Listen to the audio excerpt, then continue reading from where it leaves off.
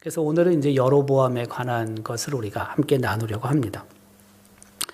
그 여로보암의 출신지는 그 에브라임 지파 출신이죠. 열왕기상 11장 26절은 기록합니다. 그는 에브라임 족속인 스레다 사람이다 라고 기록하죠. 에브라임 지파, 우리가 잘 알고 있죠. 요셉의 첫째 아들이 므낫세, 둘째 아들이 에브라임이지 않습니까? 네, 근데 그 야곱이 에브라임에게 더 큰 축복을 하죠. 복을 비는 기도를 하죠. 그리고 이제 그 가나안에 들어와서 이제 땅을 분배하게 되고 그 이후에 이제 북쪽과 남쪽이 갈라지게 되는데 우리가 알고 있듯이 북쪽 이스라엘을 보통 에브라임이라고 부릅니다. 그러니까 에브라임이라고 그 부르는 용어 속에는 북쪽에 있는 이스라엘 사람들이라는 뜻이기도 합니다. 이제 그렇게 의미가 바뀌게 되는 거죠. 어쨌든 이 에브라임은 북이스라엘 남유다로 갈리게 되고 10개 지파가 북쪽에 있었는데 그 북이스라엘을 대표하는 또 다른 용어로 사용이 됩니다. 물론 지금은 그렇지 않습니다. 지금은 그냥 에브라임 지파, 에브라임 족속으로 이해하면 되고요. 부모는 아버지 이름은 느밧, 그리고 어머니 이름은 스루아입니다. 열왕기상 11장 26절은 이렇게 기록하죠. 솔로몬의 신하 느밧의 아들이다. 누가요? 여로보암이. 그리고 26절에 또 어머니에 대해서 언급하고 있는데 그의 어머니의 이름은 스루아이니 과부더라. 이것은 무슨 뜻이냐면 이 느밧이 세상을 떠났고 그리고 혼자 된 몸이다 라는 의미로 우리가 해석을 할 수 있겠죠. 언제 느밧이 세상을 떠났는지는 모르지만 적어도 이 내용을 기록할 때 즈음에는 이 사건이 벌어진 즈음에는 그렇죠? 열왕기상 12장이 기록될 상황 즈음에는 여로보암의 아버지는 이미 죽었고 어머니만 살아남았다라고 이해하면 될 것 같습니다. 특별히 그 여로보암의 의미는 백성을 더하게 하소서라는 뜻입니다. 백성을 더하게 하소서라는 뜻이고요. 사실 이것은 엄격한 의미에서 많이 맞아요. 뭐가 맞습니까? 그 북이스라엘의 초대 왕이 되거든요. 누가? 여로보암이. 그러니까 백성을 더하게 하소서 한 지파의 사람이었는데 10개 지파의 대표가 되잖아요. 북이스라엘을 시작한 사람이거든요. 누가? 여로보암이. 그렇기 때문에 그 이름도 삶과 맞아떨어진다고 볼 수 있습니다. 특별히 이 여로보암은 솔로몬의 대적자였습니다. 열왕기상 11장 26절이 기록하죠. 여로보암이 또한 손을 들어 왕을 대적하였으니 이 왕은 솔로몬을 뜻합니다. 대적했다는 것은 반란을 일으켰다라는 뜻입니다. 특별히 그 대적의 이유, 반란을 일으킨 이유는 부역이 좀 심했습니다. 과도한 부역 때문에 여로보암이 그 대적자가 됐다. 그 뜻이라고 보면 되겠습니다. 열왕기상 11장 27절 28절은 기록하죠. 그가 손을 들어 왕을 대적하는 까닭은 이러하니라. 솔로몬이 밀로를 건축하고 그의 아버지 다윗의 성읍이 무너진 것을 수축하였는데 이 사람 여로보암은 큰 용사라. 이 큰 용사라는 의미는 유능한 사람이다. 힘센 장사다. 능력 있는 사람이다. 라는 뜻입니다. 그러니까 여로보암은 왕이 되기 이전에 북이스라엘의 왕이 되기 이전에 뛰어난 어떻게 보면은 인정받는 사람이었습니다. 두 번째는 이제 왕이 되기 이전의 여로보암을 우리가 조금 살펴볼 필요가 있습니다. 그는 건축 감독자였다고 열왕기상 11장 28절은 기록합니다. 부지런한 감독이었습니다. 솔로몬이 이 청년의 부지런함을 보고 이 청년은 여로보암을 말합니다. 세워서 요셉 족속의 일을 감독하게 했다. 네. 인정을 받은 겁니다. 왕한테. 누가? 여로보암이. 그 솔로몬의 왕의 인정을 받아서 공사의 감독자로 발탁될 만큼 유능했습니다. 부지런했다, 신실했습니다. 성실했습니다. 여로보암이. 그런데 문제는 뭐냐면 그 솔로몬 시대에 공사가 너무 많았죠. 힘들죠. 그러니까 백성들이 힘들었던 것입니다. 그래서 열왕기상 9장 5절도 이렇게 기록합니다. 솔로몬 왕이 역군을 일으킨 까닭은 이러하니 여호와의 성전과 자기 왕궁과 밀로와 예루살렘 성과 하솔과 무기또와 게셀을 건축하려 하였습니다. 얼마나 많은 공사가 있습니까? 그 공사가 있다는 건 무슨 뜻입니까? 일을 해야죠. 노동을 해야 되죠. 지치는 거죠. 세금도 내야 되겠죠. 힘든 거예요. 힘든 거예요. 이제 이때 그 여로보암이 이제 여기서 이제 반란을 일으키게 되는 거죠. 한마디로 얘기하면. 네. 특별히 이제 그 반란 대적 본문은 그렇게 말하고 있지만은 이게 알려지게 되고 애굽으로 도망하게 되죠. 피난하게 되죠. 열왕기상 11장 40절과 43절 이렇게 기록합니다. 이러므로 솔로몬이 여로보암을 죽이려 하며 여로보암이 일어나 애굽으로 도망하여 애굽 왕 시삭에게 이르러 솔로몬이 죽기까지 애굽에 있으니라. 43절 솔로몬이 그의 조상들과 함께 잠에 그의 아버지 다윗의 성읍에 장사되고 그의 아들 르호보암이 대신하여 왕이 되니라.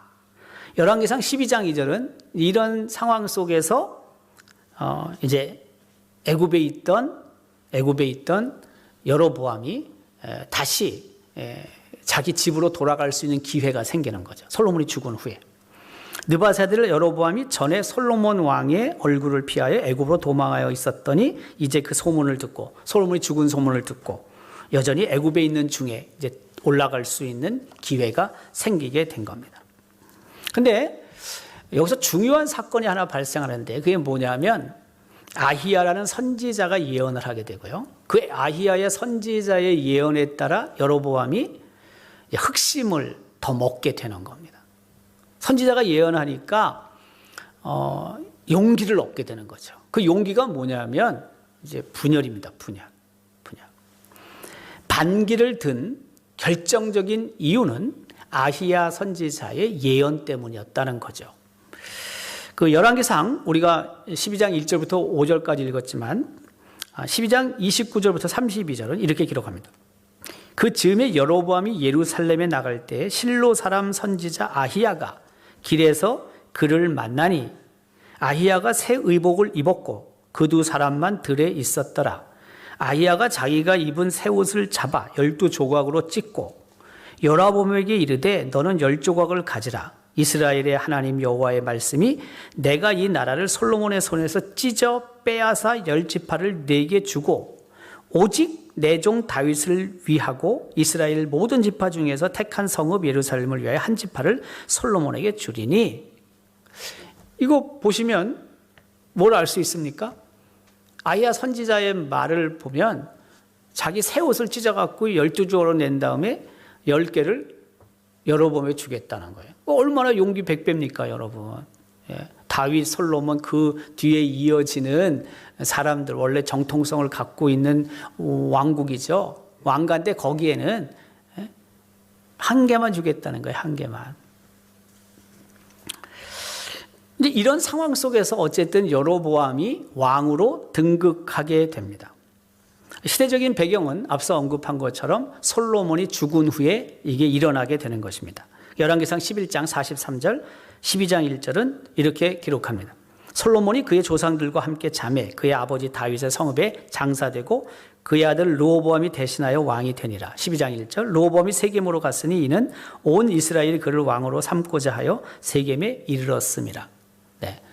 그러니까 솔로몬의 아들 이름이 르호보암이고 르호보암은 이제 왕으로 추대되기 위해서 세겜에 가게 된 거죠. 그런데 여기서 이제 일이 발생하게 되는 것입니다.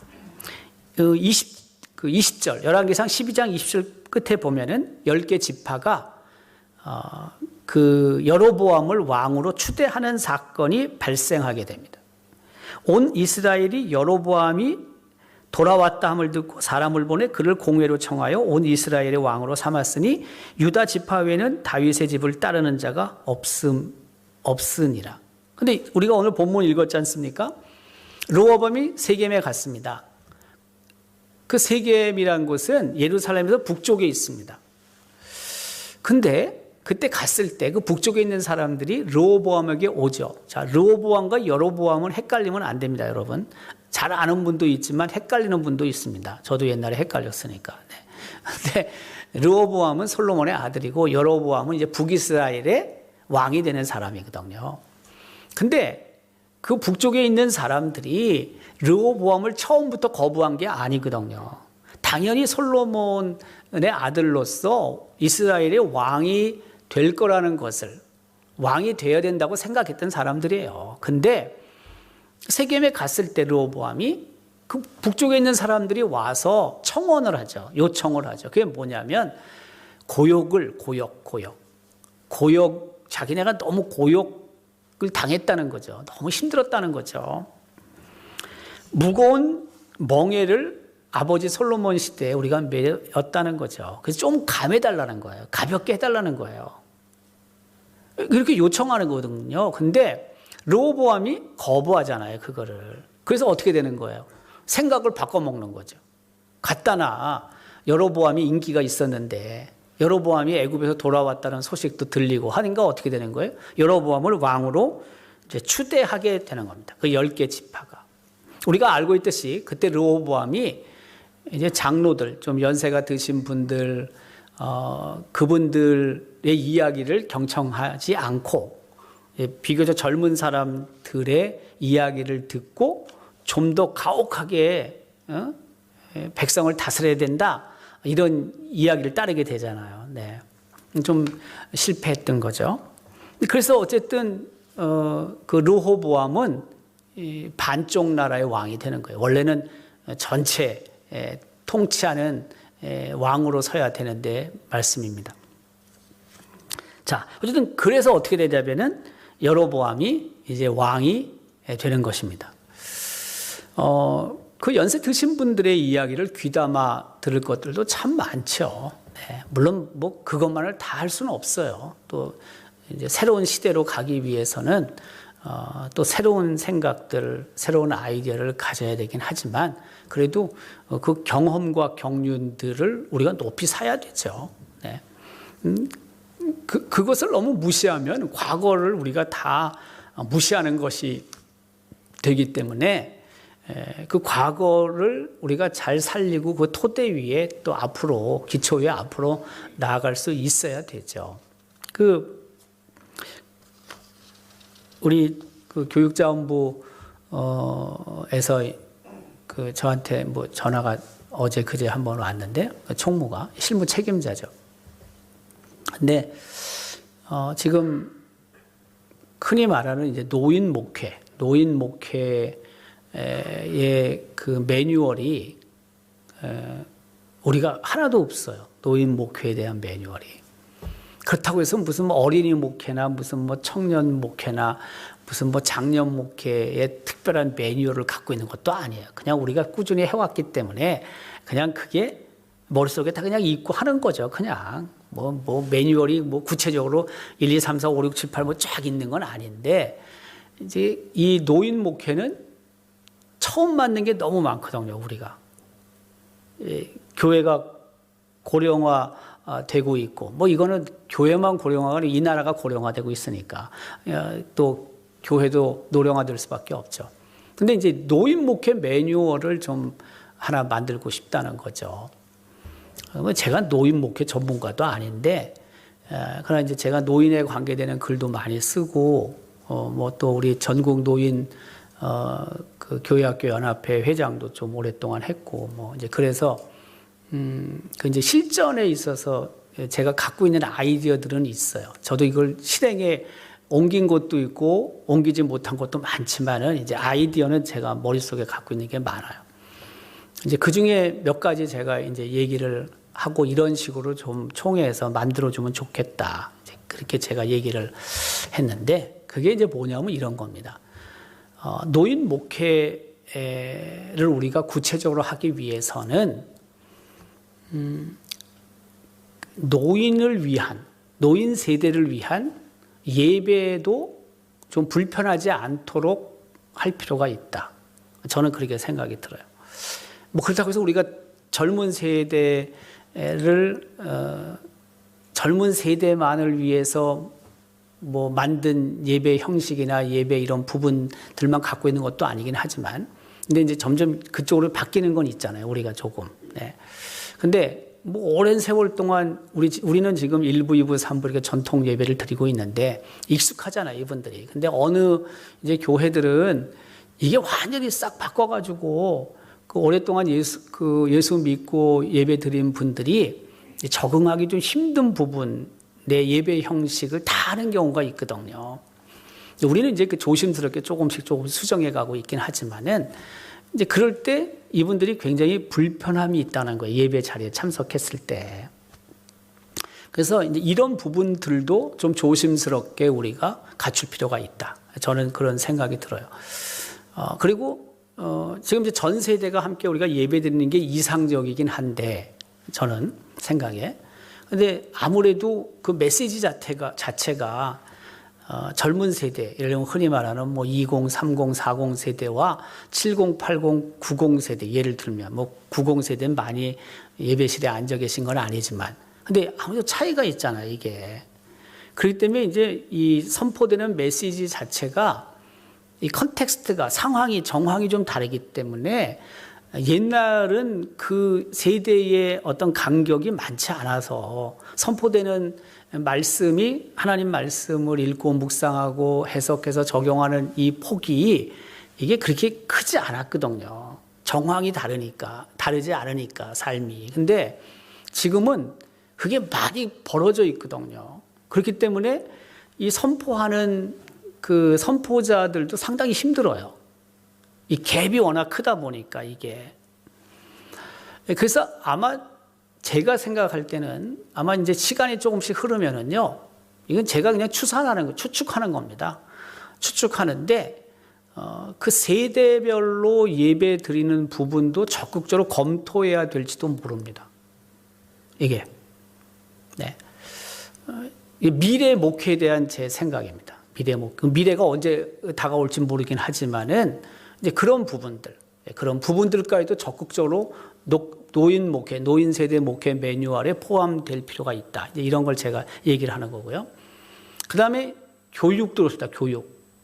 성경 공부도요, 그냥 일반론으로 작년이라고 해갖고 뭐 30대, 40대, 50대, 뭐 70대, 80대까지 그냥 다 하나에다가 성경 공부해서 될 일이 아니라는 겁니다.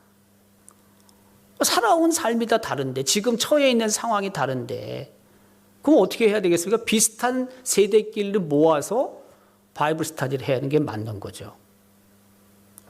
근데 그런 세대별 성경 공부 자료는 우리가 전혀 갖고 있지 않아요. 없어요, 아예. 나가보세요. 시중에 있나? 없죠.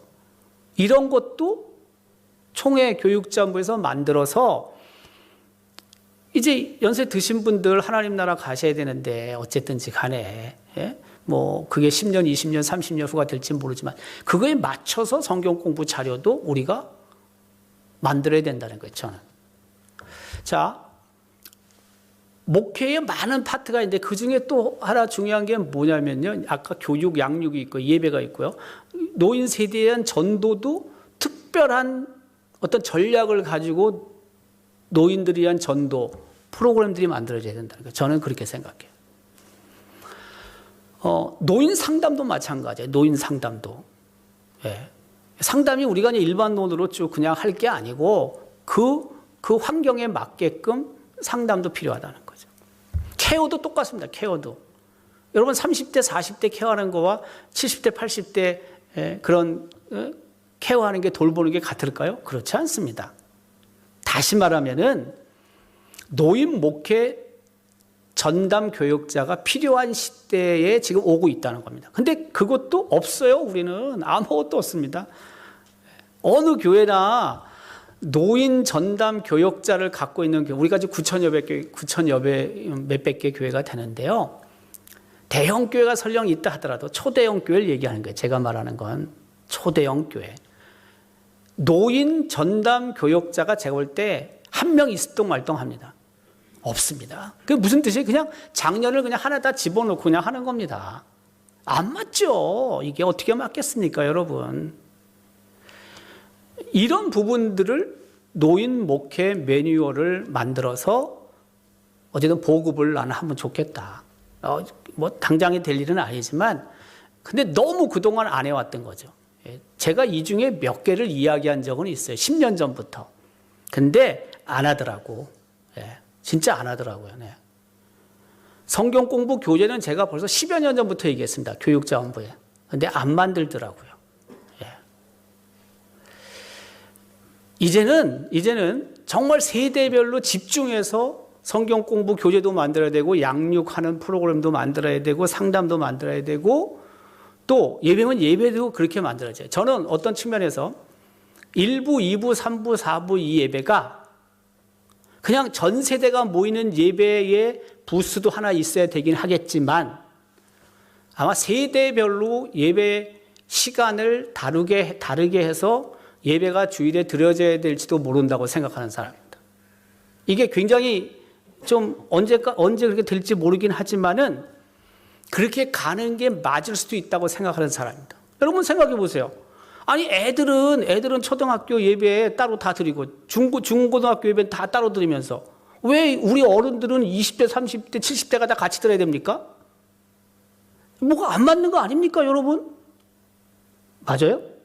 나는 안 맞는 거 생각합니다, 이게. 제가 교육을 전공한 사람이잖아요, 내가. 근데 이게 예전에는 30대, 60대, 70대가 생각이 다 비슷했다니까요, 이게. 공통점이 많았다니까요. 그래서 그냥 한 통 속에 집어넣어서 해도 돼요. 근데 이젠 그게 아니라니까요. 바꿔야 된다니까요. 물론 한 번밖에 예배 못 드리는 교회들은 할 수 없어요. 근데 그게 아니고 가능성이 있는 교회들 이렇게 바꿔야 됩니다. 그게 난 맞다고 생각합니다. 근데 여러 현실적으로 어려운 부분은 있죠. 왜 안 해봤으니까 과연 이게 가능할 것인가 생각하지만은 저는 머릿속에서 수없이 왔다 갔다 합니다. 이렇게 해야 되는데 저렇게 해야 되는데 집어넣었다 뺐다 다시 집어넣었다 이런 방법들 내용들을 수없이 저는 고민합니다. 저는 전문가니까 해야 되는 거죠. 그거를 누군가 해야 되는 거죠. 그리고 기회가 되면은 제시가 돼야 되고 더 나아가서는 그렇게 갈 수밖에 없는 상황을 대비해야 되는 거죠. 우리가 그냥 가만히 있다 당합니까? 그냥 그건 아닌 거죠. 그래서 어쨌든 제가 그런 얘기를 했어요. 이러이러한 부분들이 이렇게 앞으로 고민을 할 필요가 있다. 제가 제안을 했어요. 그래서 이제 어쨌든 그랬더니 우리 그 또 담당자가 그래요. 이제 머릿속에 뭔가 좀 그려지는 게 있대요. 네. 난 옛날부터 그려졌는데. 네. 그렇게 또 가야 되는데. 제가 생각할 때. 안 가면 안 되는데. 네. 조금 어떤 면에서 이제 실험적인 그런 부분들이 필요하겠죠. 실험적인 부분들이. 근데 이제 우리 교회가 실험하는 게 좀 많아요. 우리 교회에서. 근데 실험해도 우리가 크게 실패를 안 했어요. 제가 봤을 때 우리가 실험한 것들이 상당 부분 이렇게 잘 적응이 되고 가고 있거든요. 이제 이게 모델이 되는 거죠. 롤 모델이 되는 거죠. 우리가 했으니까 다른 데도 접근하기가 좀 편해지는 거죠.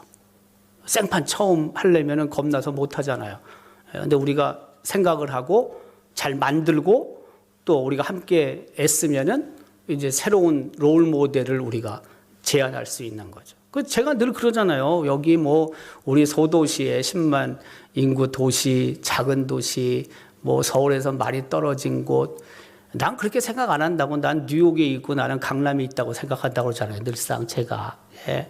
실제 전 그래요. 여기서 우리 할 거 다 할 수 있습니다. 우리 교회에서. 모든 것을 처음으로 할 수 있는 것도 수없이 할 수 있습니다. 우리가. 그게 공헌하는 거죠. 한국교회, 세계교회 공헌하는 거지. 그게 무슨 뭐 꼭 강남에 있어야지만 뭐 공헌합니까? 뭐 뉴욕에 있고 LA에만 있어야지 공헌합니까? 그건 아닌 거지. 네. 하는 겁니다. 어려워지고 있는 교회 형편을 새롭게 리뉴할 수 있는, 새롭게 만들 수 있는. 그러기 위해서는 리모델이 필요한 거고, 리모델링이 필요한 거고. 또 그러기 위해서는 리빌드, 새롭게 세우는 것도 필요한 거예요. 우리가 해야 되는 거죠. 예. 지금까지 어쨌든 우리가 합력해서 잘 해오고 있는 거예요. 저는 참 감사한 거예요.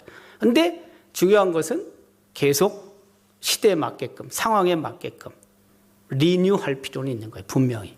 예. 그거 안 하면은 그냥 저절로 이렇게 무너집니다. 저절로 무너집니다. 결국엔 무너지게 돼 있어요. 그냥 이 상태를 유지하다가는 무너질 수밖에 없다니까요. 네.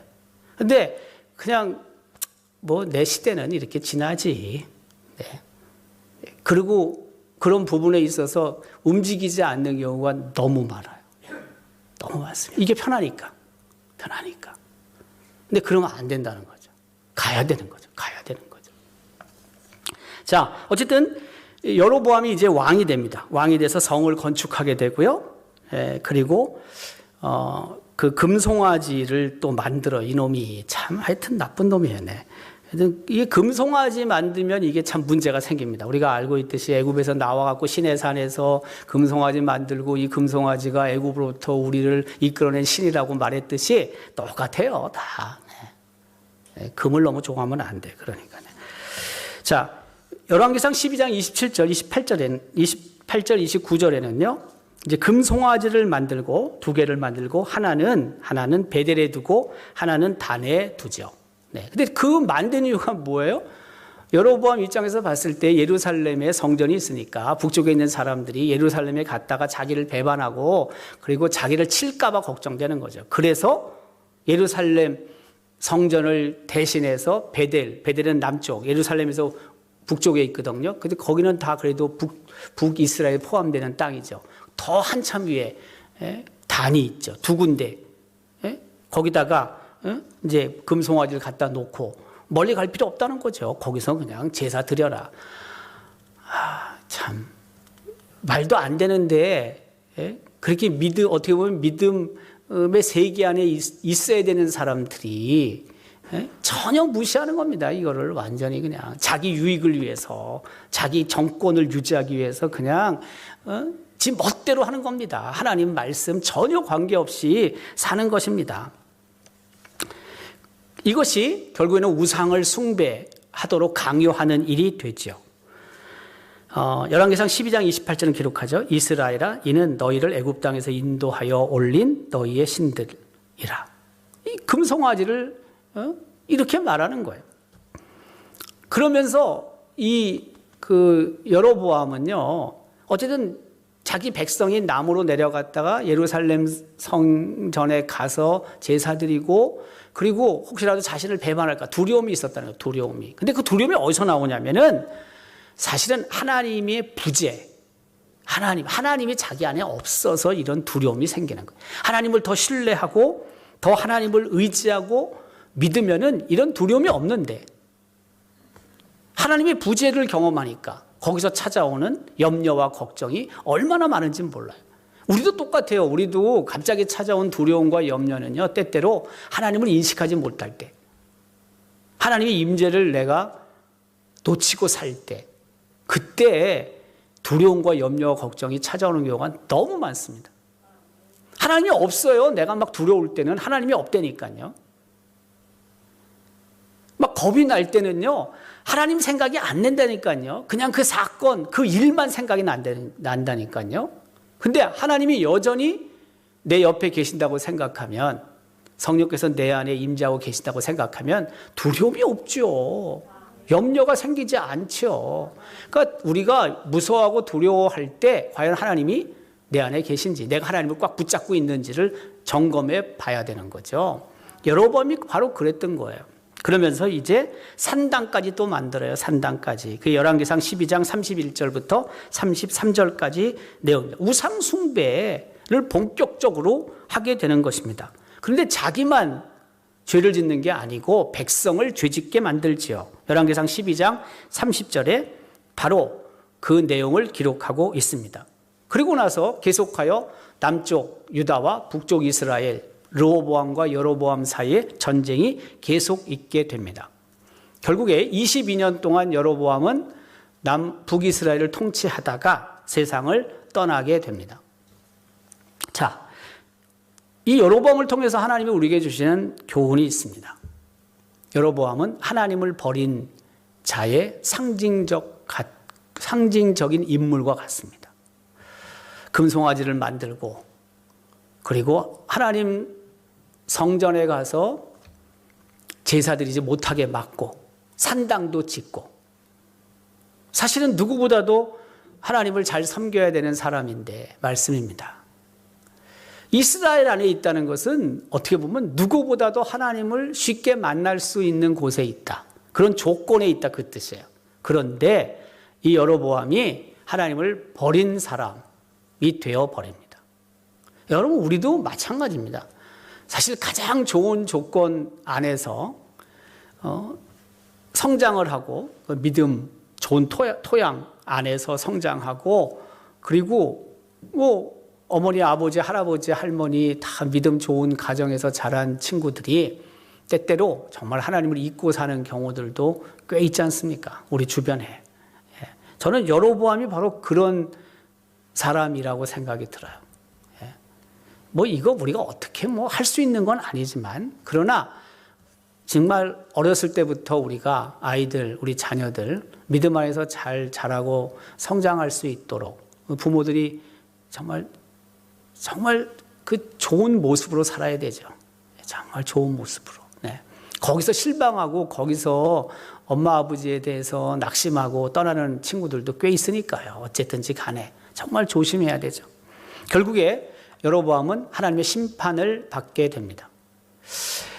우리의 삶의 자리가 과연 하나님을 버린 자리에 있지는 않은지 나는 예수 믿고 나는 그래도 열심히 헌신하고 산다고 자부하고 있으면서도 때때로 이렇게 여로보암처럼 하나님을 온전히 신뢰하지 못하는 그런 삶의 모습들이 우리 안에 있을 수 있다는 것입니다.